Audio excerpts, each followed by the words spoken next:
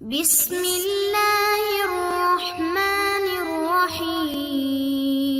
حضرت علی المرتضیٰ کے گھر گئی ہیں سیدہ فاطمہ، ان سے بڑی شہزادی تو نہیں نہ ہوگی کوئی، لیکن ہاتھوں سے چکی پیستی ہیں، آٹا گوندتی ہیں، گھر کا کام کاج کرتی ہیں۔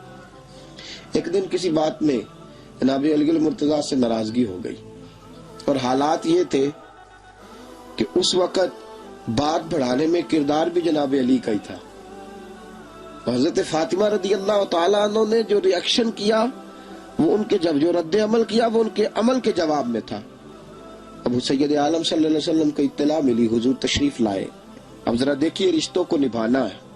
اب ہمارے لیے دستور وہ محبوب صلی اللہ تعالیٰ علیہ وسلم جو اپنے غیب کی طاقت کے ساتھ بھی فوراً آ کے ارشاد فرما سکتے تھے کہ چونکہ تمہاری، اور پھر حضرت علی المرتضیٰ اطاعت نہ کرتے۔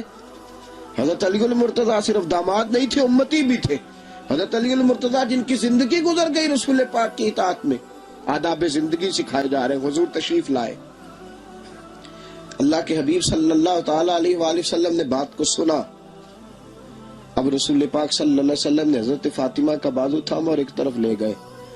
جناب علی المرتضیٰ فرماتے میں سن رہا تھا، حبیب پاک علیہ السلام نے فرمایا فاطمہ کچھ بھی ہوا وہ تمہارے شوہر ہیں، کچھ بھی ہوا وہ تمہارے شوہر ہیں، ایسا کوئی محبوب کہیں ہوگا نہ کہیں ہے، دیکھو بیٹھا ہے چٹائی پہ مگر عرش نشیں ہے، وہ کچھ بھی ہے تمہارے شوہر ہیں۔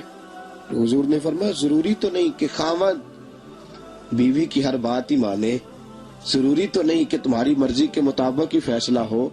فاطمہ، علی المرتضیٰ رضی اللہ تعالیٰ عنہ جو کہے اس کو تسلیم کیا کرو۔ حضرت علی المرتضیٰ فرماتے مصطفیٰ بیٹی کو سمجھا رہے تھے اور میں دور کھڑا آنسو بہا رہا تھا۔ میں کہہ رہا تھا محبوب کیسا انداز لے کے آئے ہو اور کیا محبتیں بانٹ رہے ہو کہ وہ بیٹی جس کو جگر کا ٹکڑا قرار دیتے ہو، اس بیٹی کے لیے بھی تشریف لاتے ہو تو انداز کیسا نرالا ہے۔ خاندان بچانے کے لیے، گھروں کو تشکیل دینے کے لیے، گھر سب سے پہلے تقاضا کرتا ہے کہ بیٹا اور بیٹی کے والدین کیا کردار ادا کرتے ہیں۔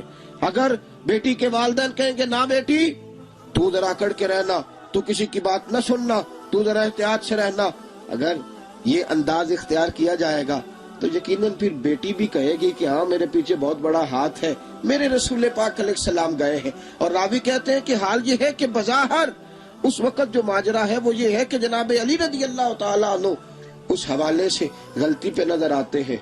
رسول پاک نے حضرت علی المرتضیٰ کو بلایا اور بلا کے جملے کیا ہے؟ حضور نے فرمایا میں نے فاطمہ کو سمجھا دیا ہے، میں نے فاطمہ کو سمجھا دیا ہے۔ جناب علی المرتضیٰ فرماتے ہیں چھم چھم میرے آنسو گرے، چھم چھم آنسو گرے۔ میں نے کہا سونے آپ نے فاطمہ کو کیا سمجھانا تھا؟ عرش کے مالک نے مجھے ہی سمجھا دیا ہے، رب کریم نے مجھے سمجھا دیا ہے، مجھے سمجھ آ گئی گھر کیسے چلتا ہے۔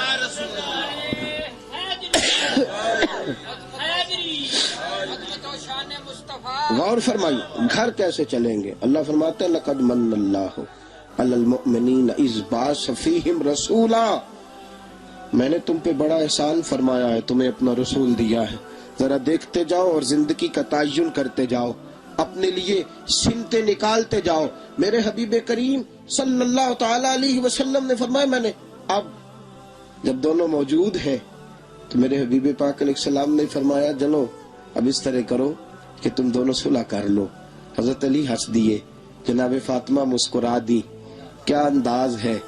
اب ایک باپ جس جگہ پہ کھڑا ہوتا ہے اس مقام پہ، اب حضور کا حال کیا ہے؟ اب نبی پاک کی آنکھوں میں آنسو آ گئے۔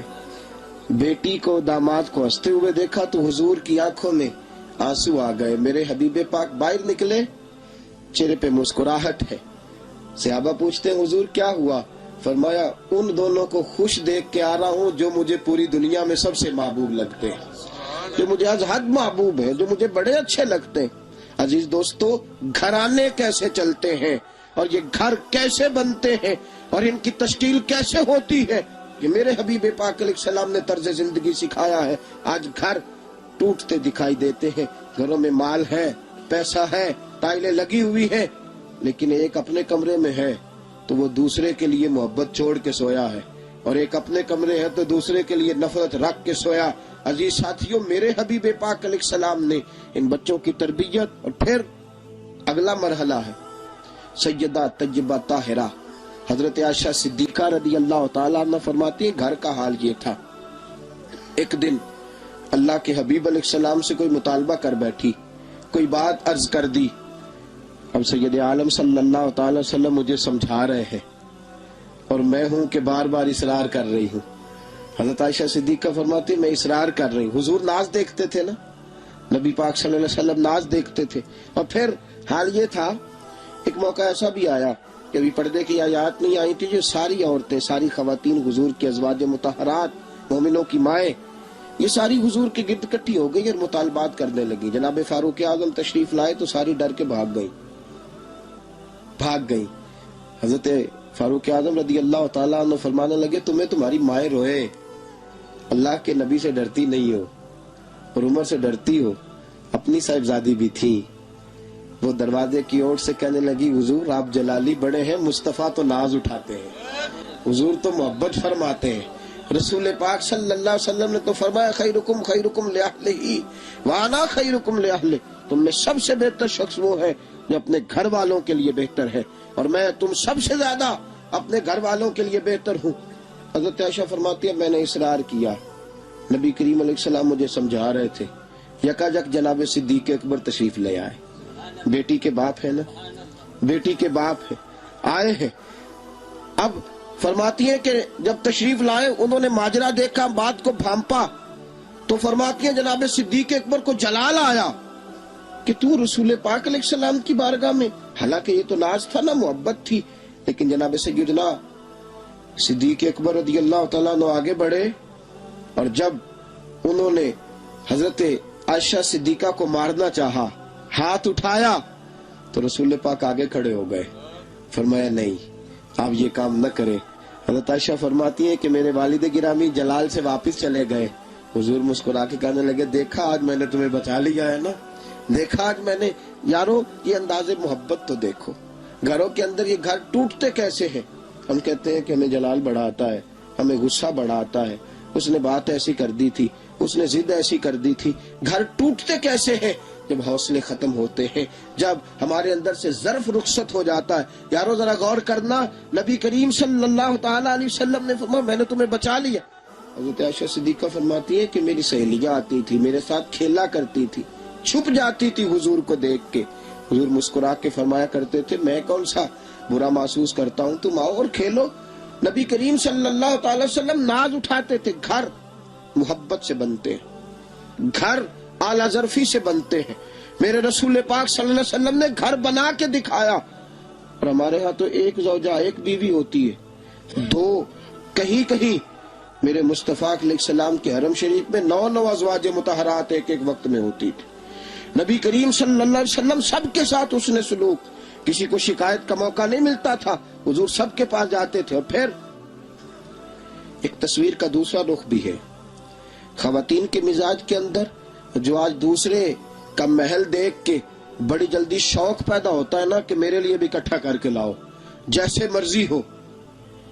حضرت عائشہ صدیقہ رضی اللہ تعالیٰ عنہ کا حجرہ وہ تھا، کیا فرماتی ہیں حضور جب نماز کے لیے کھڑے ہوتے تھے میں لیٹی ہوتی تھی، نبی کریم صلی اللہ تعالیٰ علیہ وآلہ وسلم سجدے میں جاتے تھے تو میں ٹانگیں سمیٹ لیتی تھی. یہ حال ہوتا تھا، اتنی کم جگہ تھی.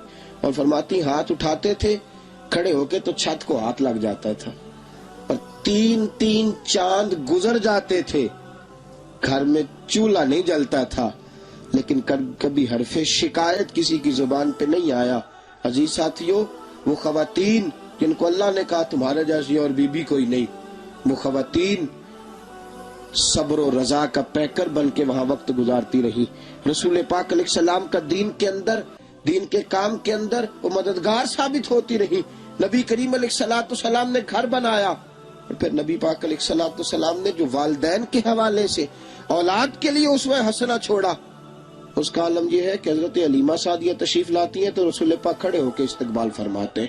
اور حضور علیہ السلام جناب ام ایمن جو رضائی والدہ ہیں، ان کی خدمت کے لیے نبی پاک علیہ السلام ہر ہفتے تشریف لے جاتے، ہر ہفتے خدمت. جناب ام ایمن فرماتی ہے کہ میں بوڑھی عورت، غریب عورت، حضور نے وصال فرمایا تو میری آنکھوں میں آنسو آ گئے. گھر میں بیٹھی ہوئی تھی تو رو پڑی. گھر والوں نے پوچھا کیوں روتی ہوں؟ تو کہا کون تھا میرا پوچھنے والا؟ اب حضور نے پردہ فرمایا ہے تو کون آئے گا دستگیری کرنے، کون آئے گا میرے آنسو پوچھنے؟ فرماتی ہیں دروازے پہ دستک ہوئی، دروازہ کھولا تو ابو بکر اور عمر دونوں میرے دروازے پہ موجود تھے۔ حضرت صدیق اکبر کہنے لگے اماں غم نہیں کرنا، جب تک زندگی ہے میں بھی اسی طرح ہوں گا جس طرح حضور آیا کرتے۔